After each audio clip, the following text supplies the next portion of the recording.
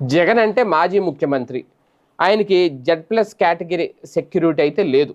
అందుకే ఆయన ఎక్కడికెళ్ళినా సరే మూకమ్మడిగా ప్రజలు వచ్చి చుట్టుముడుతున్నా సరే కనీసం ఆయన్ని రక్షించే ప్రయత్నం చేయట్లేదు. పోలీసులుంటున్నారు, భద్రత ఉంటుంది, ఏదో నామకే వాస్తు ఉంటుంది. ఏమన్నంటే మేము అనుమతి ఇవ్వలేదు, అనుమతి ఇవ్వకుండా మీరు పరామర్శకొచ్చారని చెప్తున్నారు. కానీ రేపొద్దున్న జగన్ మీద ఏదైనా జరగకూడనిది జరిగితే ఎవరు బాధ్యులు?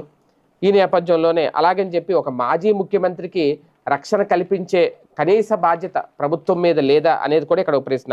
కానీ హైకోర్టులో ఒక పిటిషన్ అయితే వేశారు జగన్మోహన్ రెడ్డి.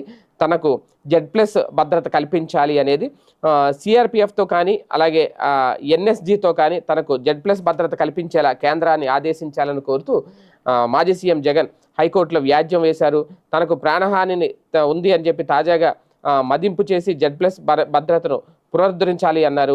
ఇల్లు, కార్యాలయాల వద్ద భద్రత, అలాగే వ్యక్తిగత భద్రతాధికారులు